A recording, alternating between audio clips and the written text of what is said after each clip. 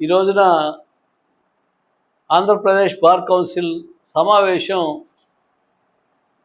న్యాయవాదుల సంక్షేమ నిధి death benefit కింద 6 లక్షల నుంచి 9 లక్షలకు పెంచాలని నిర్ణయాన్ని మేము ఆహ్వానిస్తూనే దాన్ని మేము తీవ్రంగా వ్యతిరేకిస్తున్నాం. ఈ రోజున వెల్ఫేర్ స్టాంప్ని 100 రూపాయల నుంచి 250 రూపాయలకు పెంచి దాన్ని న్యాయబద్ధంగా హేతుబద్ధంగా 10 లక్షలకు పెంచాల్సింది పోయి 9 లక్షలకు మాత్రమే పెంచడాన్ని మేము వ్యతిరేకిస్తున్నాం. ఖచ్చితంగా 10 లక్షల రూపాయలకు పెంచాల్సిందే.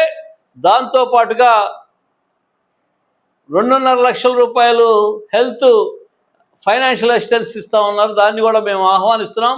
అయితే రాష్ట్ర ప్రభుత్వం న్యాయవాదులకి ఫ్రీగా హెల్త్ కార్డ్స్ని ఇష్యూ చేయాలని మేము డిమాండ్ చేస్తున్నాం. దాంతోపాటుగా జూనియర్ న్యాయవాదులకి స్టైఫండ్ని 10,000 చొప్పున 5 సంవత్సరాల పాటు ఖచ్చితంగా ఇవ్వాల్సిందే.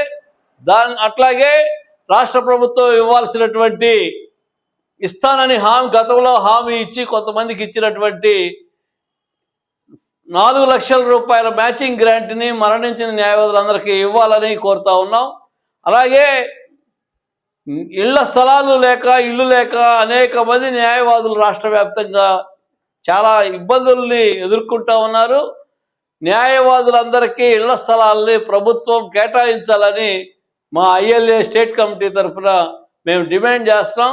బార్ కౌన్సిల్ తమ చివరి అంకంలో న్యాయవాదుల్ని మోసపూరితంగా మభ్యపెట్టడం కోసం ఆఖరి మీటింగ్లో న్యాయవాదుల వెల్ఫేర్ ఫండ్ డెత్ బెనిఫిట్ 9 లక్షలకు పెంచాలని నిర్ణయం తీసుకోవటం వాళ్ళ అసమర్థతకి చేతగానితనానికి నిలువుటద్దంలాగా కనపడుతుంది అనేది మనం గమనించాల్సిందిగా న్యాయవాదులందరూ ఈ రాష్ట్ర వ్యాప్తంగా చూస్తున్నారని తెలియజేస్తున్నాం.